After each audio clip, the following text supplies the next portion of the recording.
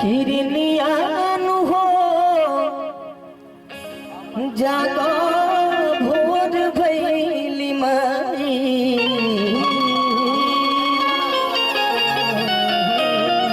धीरे धीरे भोर के बेला होता काहे से 12 से जब टाइम ओवर होला तो दिन दूसर गिनाए लागेला। जय हो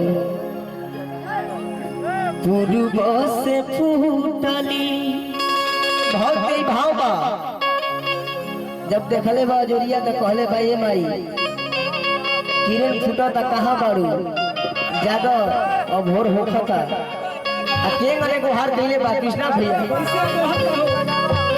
पूर्व से फूटली किरनियान हो जागो भोर भैली मारी अतोह के जगावेली मलिनियान हो जागो भोर भैली माई। लेकिन अगर भाव बा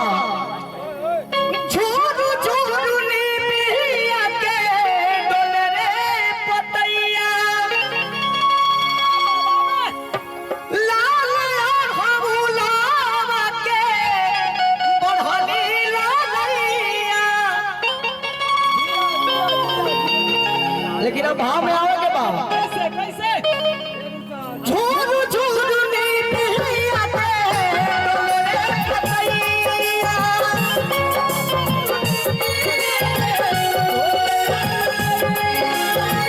लाल हमला के बढ़नी ललैया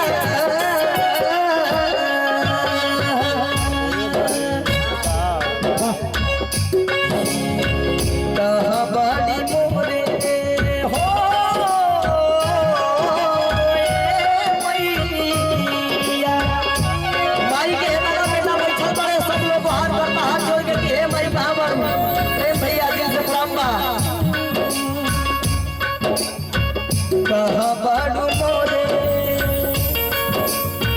कहाँ बाडू मोरे महा करियान हो जागो भोर भैली माई। कहाँ बाडू मोरे महा करियान हो जागो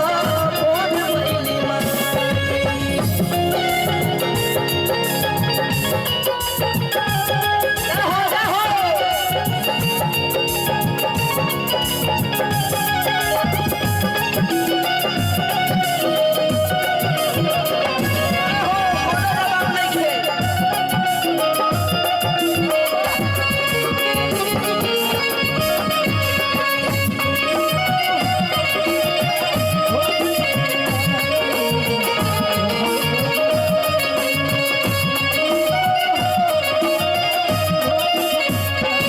अभी जल्दी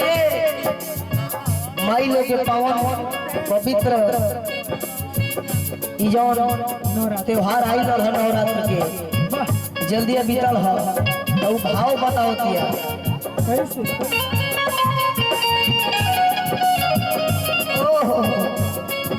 आ कौना भाव में पहले भी आओ कैसे बताओ कि का रखले बनी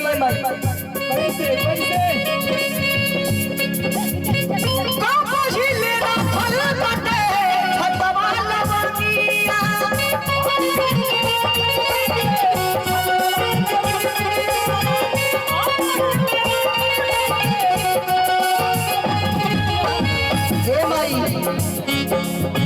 गाजीपुर गंगा जी में से जल भर गया मानी भोरे भोरे नहा के स्नान करके आओ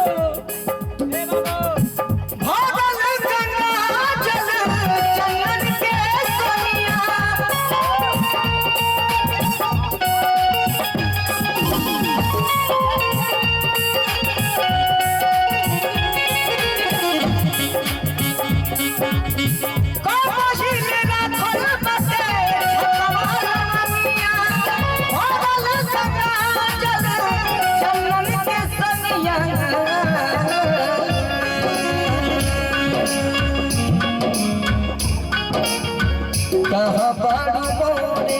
हो